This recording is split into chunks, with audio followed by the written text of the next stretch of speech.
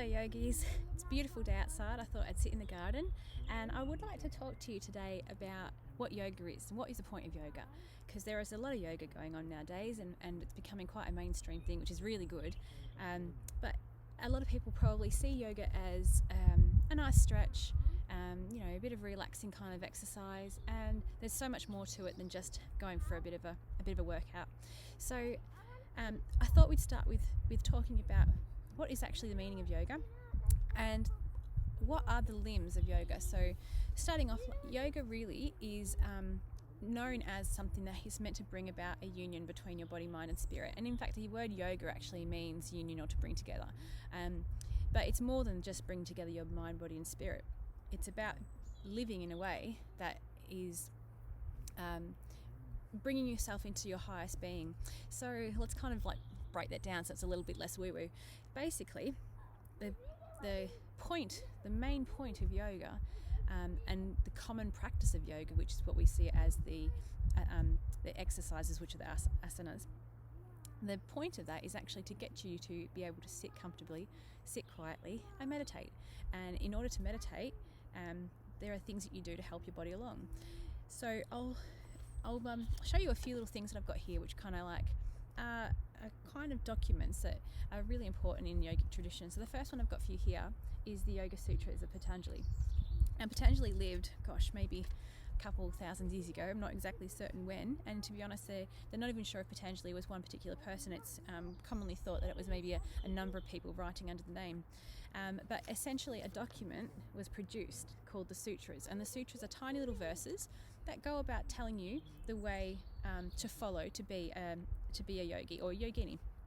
And the second sutra, which is really the only sutra that you really need to 100% kind of follow, or is the kind of the point of yoga, and everything else is just an explanation of how to get to that one sutra. So the second sutra says, the restraint of the modifications of the mind stuff is yoga. So let's just talk about that in English, shall we?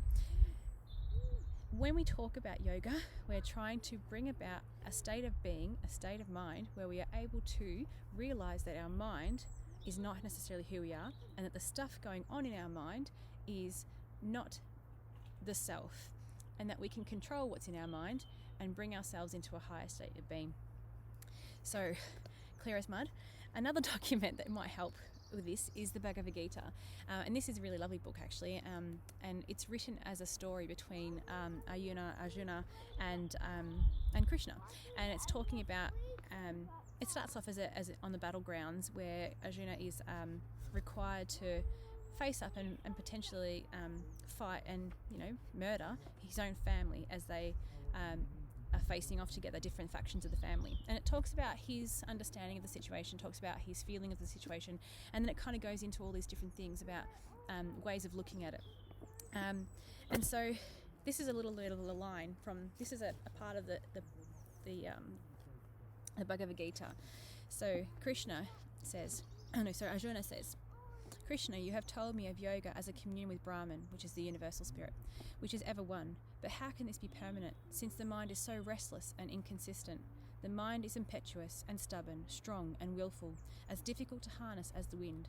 And Krishna replies, undoubtedly, the mind is restless and hard to control, but it can be trained by constant practice and by freedom from desire. A man who cannot control his mind will find it difficult to attain this divine communion. But the self-controlled man can attain it if he tries hard and directs his energy by the right means. So the practice of yoga is really actually about bringing into alignment our mind, body and spirit, but more particularly it's about bringing us into a state where we can control our mind, where we can quieten down the mind, we can quieten down the senses, we can sit comfortably and we can meditate in order to allow ourselves to develop that state of consciousness that brings us closer to God, closer to the universal energy of the world.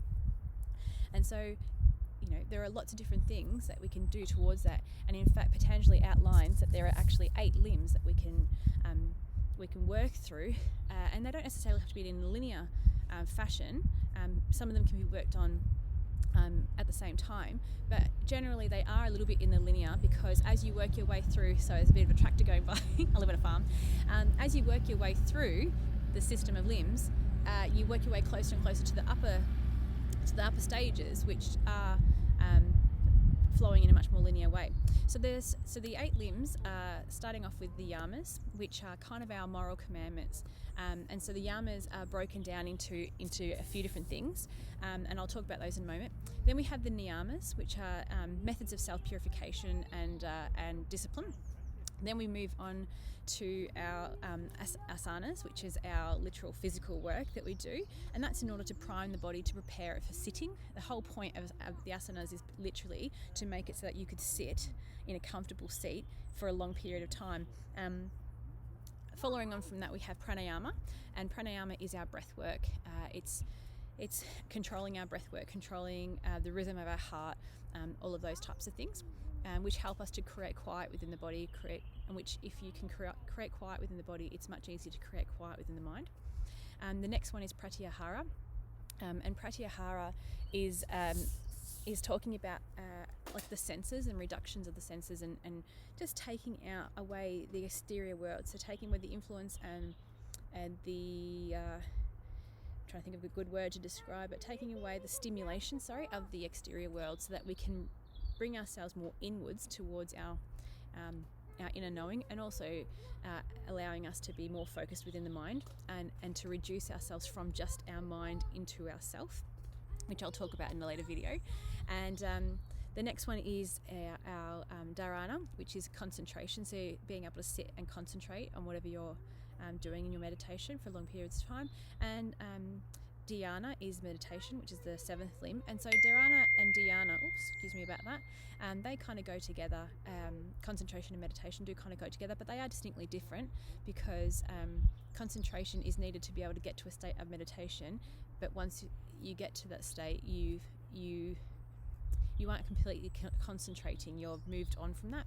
And then the last one, which is the ultimate goal of where we're trying to go, is samadhi. Now samadhi is something that many yogis strive towards their entire life, their entire yogic journey, and they don't get there because it takes so much of letting go of the mind, letting go of the world, to bring ourselves into a union, a profound super consciousness that we bring ourselves to through profound meditation, being one with the universal spirit. So people that I think that potentially, are in a state of samadhi are your people like, the Dalai Lama, people that literally dedicate themselves to this.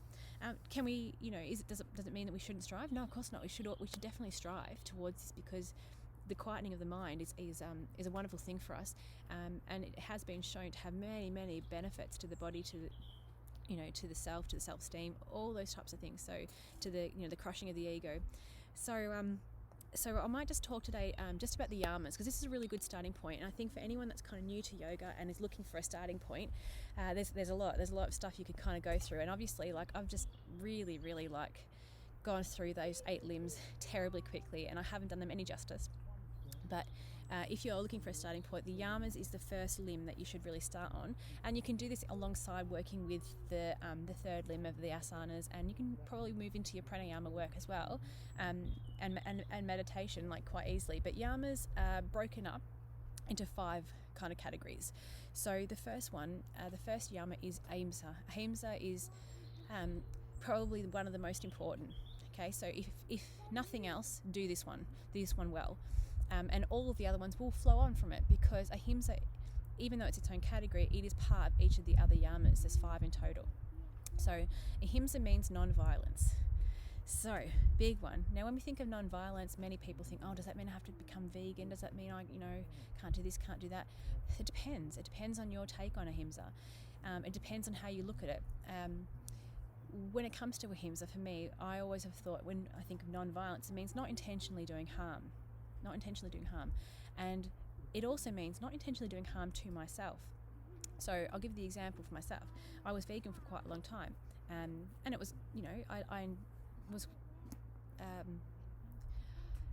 I felt passionate, I'm trying to think of the right words. I felt passionate about what I was doing and the reasons for it. However, unfortunately, genetically, I am not cut out to be vegan, and I sprouted, I did the works, I went right through, I did everything I was meant to do. I followed all of the food practices that you're meant to bring good health, but just because of, the body that I am living in, it didn't work out for me. And so it created health issues for myself. And so in my practice of non-violence, ahimsa, I was causing harm to myself. So I had to take a step back from that and think about, okay, what is the real meaning of ahimsa? And do I need to actually be vegan to be non-violent? And I came to the conclusion, no. So if we look at previous swamis, we look at previous yogis, they ate meat. Even the Dalai Lama, he has milk, he has meat. He eats these because of the same thing. He had health issues, and he had the same conversation, obviously, at some point with himself, and he realised that he needed to do this in order to not be harming himself. Depends. Some people will probably have a hard time kind of, reconciling with that. Some people will probably think I'm not a true yogi because I have had to move away from being vegan. It just depends on what you want to view it as. I'm unapologetic for my need to do that, and so in changing so that I was not harming myself, I feel like I am actually living the true meaning of ahimsa. So that comes down to you, and non-violence. It doesn't have to be as specific as not killing someone as well. It can be doing things that potentially could cause harm. So, telling somebody something that might harm their feelings, or causing someone the loss of an opportunity. These are all examples of ahimsa. So non-violence, or causing pain, essentially. So the next one is satya, and satya is basically telling the truth. So I kind of feel like, having been brought up as a Christian, and later on looking a bit more into the Eastern philosophies and seeing some some things that I really liked about it, I do also see some similarities, and I feel like a lot of these yamas have some truth in the commandments that people might be more familiar with. But telling the truth is very similar to with Christian belief, and can come down to living your truth, living in a way where you are truthful. It doesn't necessarily mean that you have to actually say the truth in every situation. So if someone says to you, what do you think of this outfit? You don't have to say, you look absolutely shit in that, it's just really horrible. You could say, perhaps we can try something different on and see what we like and compare it. So it's being truthful, but in a way where you're still not causing harm. So you still need to think about ahimsa when you're thinking about satya. So do what you're doing in a way that allows you to be truthful without causing harm. The next one is asteya, and asteya is quite straightforward. Don't steal. Don't steal. I mean, that kind of goes without saying, doesn't it? If you haven't earned it, it's not yours, and if somebody else owns it, it's theirs. It also means too things simple like piracy, how many of us have downloaded something in the past or whatever, that's an example of stealing. So asteya means literally living your life where you are honouring the value of whatever it is that you're getting. So the next one is another one that there's a lot of kind of different opinions on how it should be interpreted. So brahmacharya, I've never said it properly, I'm sorry, but it's Brahma is God, and Charya is to live with. So the definition that I've been taught by my teacher is actually that it is to be living with God. So some people, this is where the controversy is, because when you start to translate this word, it can also be interpreted as celibacy. So, are yogis needing to be celibate? No. Have yogis always been celibate? No. In fact, many of the masters for hundreds of years have been family men. Okay, so when we think about living with God, then, if this is what the meaning we should take it as, I kind of like to think of brahmacharya as the Christian kind of version of do unto others what you would do unto yourself. So you don't necessarily have to be religious. You don't necessarily have to be a believer in God. But it's an easier way to kind of interpret how you should approach this one. So do unto others as you would do to yourself. Or you could even think of it as would God do this? Okay? What would God do? Yeah? So living with integrity, living in a state where you are living with your highest good. Your highest good is your intent in this one. So this point of this yama is to live with a life of integrity, of highest truth, of highest good, following the principles of ahimsa, but in the mind of trying to live with the goal of aspiring towards acting in a way that is godlike, but not like in a whole, like, you know, old man sitting in the clouds telling you what to do godlike, as in living with love and light. Okay? Then the last one is a paragrapher. And a paragrapher is not coveting things. So not seeking to desire that you don't have, but being satisfied with the life that you have and finding good in what you have. So, you know, a kind of common or like modern version of this is actually mindfulness, living where you are aware of the world you're in, you're accepting of the world that you're in, and you have gratitude in your heart, and you live with gratitude and you live with gratefulness, and not desiring. So not looking at your neighbour and going, oh God, their house is massive, which actually, by the way, my neighbours have got a massive house. It's okay, I don't need to covet it. That's the point, you know. Looking at the world and seeing the beauty in it, looking at the weather, for example, and just saying, I'm really grateful to be able to sit here out in the sun underneath these beautiful blossoms. Yeah. So living in a mindfulness way, being accepting of the world that you have, aspiring for a good world, aspiring for a better world. That's my little munchkin. Aspiring for a better world, but not coveting things that you don't have, and not dwelling on the things that you don't have, or feeling jealousy and anger for not having those things. So having I suppose an abundance mindset, a grateful mindset, and so that covers the yamas. So it's quite a lot of things just in that one limb. So, you know, there are 8 limbs of yoga, and you know, to work your way through all of them at once is quite a lot. So when I'm suggesting, if you were starting on this journey of becoming involved in the yoga paths, I would suggest, if you're looking at focusing on the yamas, pick one, and you do that for the week, and then the next week you might focus on the next one. And you know, it's not a perfection system. You don't have to do all of them perfectly all the time. We are human. So if you have done something that is against the yamas, being aware of that and kind of acknowledging, okay, yeah, I made a mistake. This is the mistake I've made. This is what I would do instead in the future. It's not it's not a guilt-ridden kind of system. It's more an aspirational system that you work towards. So focusing on one at a time, building them up so they become kind of like the norm in your life. And then, you know, you can either integrate more than one at a time, or you can just keep working on one at a time. Yeah, but anything that you do is going to be beneficial to you. And so that's the first limb of yoga that you can work on. So I'm going to make another video very shortly that's going to talk about another of the limbs, which is pranayama, and that's the breathwork techniques. And I'm going to do another whole video on that, because using the breathwork techniques is another way to help fast track some of that process of breaking down the old and helping to recreate the new, so that you're able to sit comfortably and meditate and change the internals. Anyway, I hope that's been a helpful video for you. Highly suggest, if you're looking for some good books, Light on Yoga is a really good book. Iyengar is a fantastic yogi. He started teaching in the 30s, and amazing man, like he was still teaching up till his sort of 70s, 80s, even right just before he died.